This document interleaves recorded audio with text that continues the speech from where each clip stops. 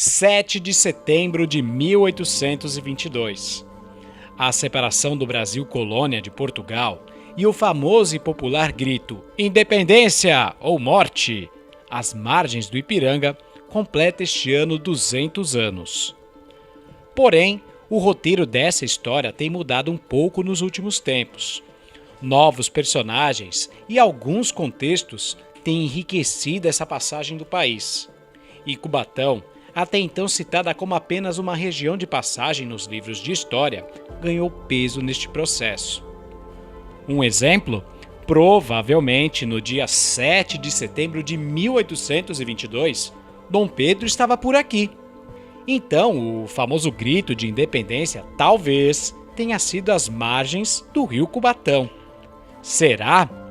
Para entender um pouco dessa história, a nossa equipe conversou com o historiador cubatense Wellington Ribeiro Borges, num dos locais mais famosos da cidade, o Cruzeiro Quinhentista.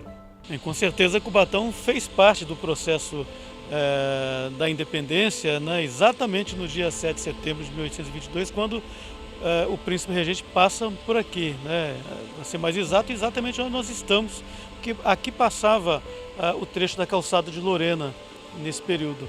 E a importância histórica de Cubatão, não somente como espaço geográfico, né, porque Cubatão tem essa história muito atrelada à passagem, né? E isso não desmerece a história da cidade, pelo contrário, né? Cubatão foi importante na rota dos jesuítas, na rota dos tropeiros, né? Como local importante de passagem de mercadorias, né? E de autoridades também, como no caso do príncipe regente. Para embasar tal ideia, o historiador cita a obra 1822, do jornalista Laurentino Gomes. Ele coloca Cubatão na história de forma oficial. E eu coloco isso não porque não fosse oficial, mas porque a nossa tradição de registrar o fato histórico, e ele fez isso no livro, embora ele faça a referência de que isso faz parte da tradição oral da cidade, né, contada desde a época da passagem de Dom Pedro, e que Dom Pedro, de fato, esteve na cidade no dia 7 de setembro. Ele se atrasou, inclusive, no retorno a São Paulo, por conta daquela história que nós conhecemos, que é muito bem encenada pelo Teatro do Caos, que é os problemas intestinais que ele teve, né?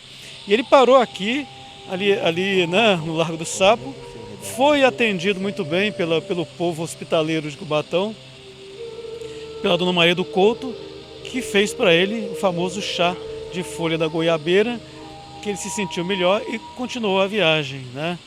Não fosse isso, aí entra essa parte que é divertida para a gente enquanto cubatense, que ele teria se encontrado com o mensageiro aqui, nas margens do rio Cubatão, e o nosso hino seria outro, né? Não seria as margens do Ipiranga, seria as margens do Cubatão. Ou talvez possam nos oferecer um banquete. Arroz, feijão, carnes, frutas. O fato é inusitado, mas tal situação aconteceu pois o príncipe regente estava em Santos e os trajetos que existiam à época eram difíceis. E Cubatão, mais uma vez, entra nesse passado. Com o objetivo de facilitar o deslocamento entre o Planalto e o litoral, a Calçada do Lorena, uma das obras mais modernas para aquele período, foi feita aqui e está retratada no Cruzeiro Quinhentista. Então nós temos aqui a construção da Calçada de Lorena. A gente vê as lajes de pedra, as pessoas construindo então essa que foi a principal ligação entre o Planalto e o Porto, né? Construído aí por Bernardo José Maria de Lorena, que foi o presidente da província de São Paulo, né? E que construiu a calçada em 1756. Então esses azulejos contam um pouco dessa história. O monumento, localizado em frente à refinaria Presidente Bernardes, faz parte do conjunto de obras localizadas na Serra do Mar. O Poço de Paranapiacaba, Rancho da Maioridade, Padrão de Lorena, e o Cruzeiro Quinhentista, que faz parte desse conjunto. Cada um tem uma história, cada um faz referência a uma parte da história do Brasil. Cruzeiro quinhentista, esse nome às vezes as pessoas não sabem por que quinhentista, mas refere a 1500, ou seja, o período em que o Brasil foi descoberto, né, por Pedro Álvares Cabral, toda a história que nós conhecemos. E esse monumento, ele mostra então, primeiro a cruz, né, que é um símbolo desse processo de colonização do Brasil, em que inclui a Igreja Católica através dos jesuítas. Para a Igreja Católica e para a coroa portuguesa era importante a catequização dos índios, né? Então a cruz tem esse significado. O cruzeiro quinhentista tem outras pinturas em azulejos. É a representação do Padre José de Anchieta, né, que é o principal personagem, né, da Companhia de Jesus no Brasil, beatificado pela Igreja Católica. Lógico que existe toda uma questão controversa por trás do processo de catequização dos índios, e aqui mostra justamente a catequese, né? É simbólico ver a criança, o curumim no caso, afastado do índio, atrás do padre, mostrando então essa quebra, essa ruptura da família indígena, né?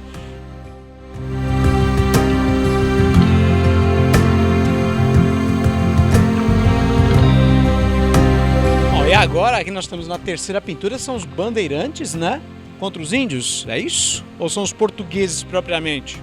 Então, aí mostra bem essa questão da dominação. Se nós temos uma dominação que foi dita pacífica com a catequese, aqui nós temos uma dominação que é mesmo na base da bala, né? E essa sim demonstra a realidade não somente dos povos indígenas no Brasil, mas em toda a América colonizada por Portugal e por Espanha, né? De subjugação mesmo e de destruição quase que completa das nações indígenas. O índio, lógico, resistiu, e nós temos na representação do desenho a resistência dos índios, né? Mas que não fez frente ao todo poderio bélico do explorador. E é a questão realmente dos bandeirantes que foram aprisionando os índios e fazendo esse processo realmente de expansão da América Portuguesa.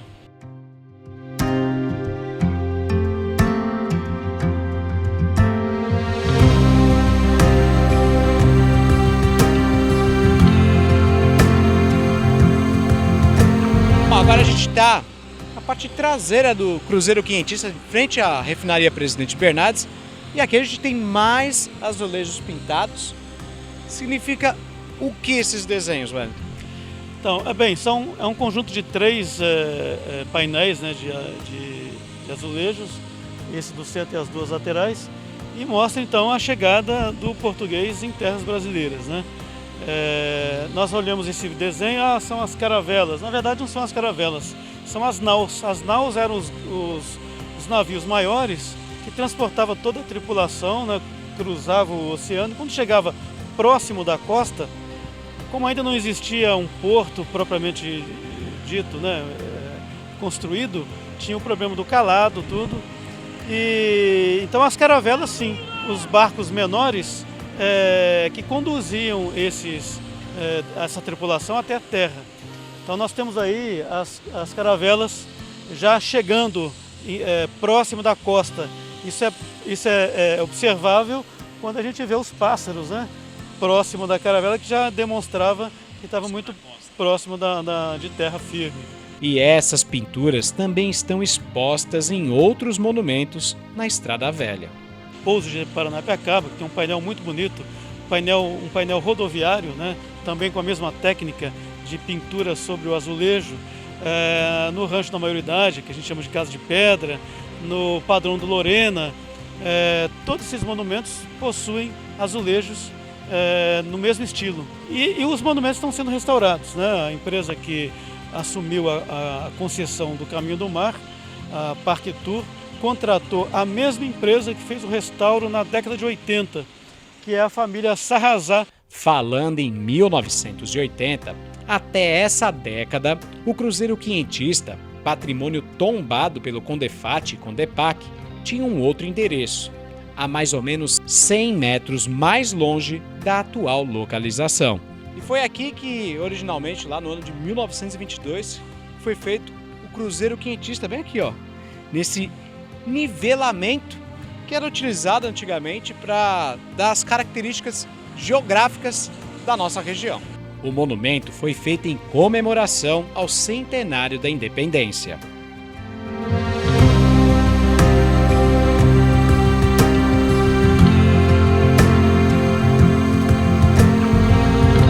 Dois séculos dessa conquista já se passaram. No entanto, segundo o historiador, o desenvolvimento dessa liberdade ainda não terminou. A independência é um processo que até hoje nós estamos vivendo, né? A independência da opressão, da luta social mesmo, de conquista. Isso é algo que o povo tem que fazer, né, a cada dia, né? E fazer de fato a revolução, fazer de fato a independência.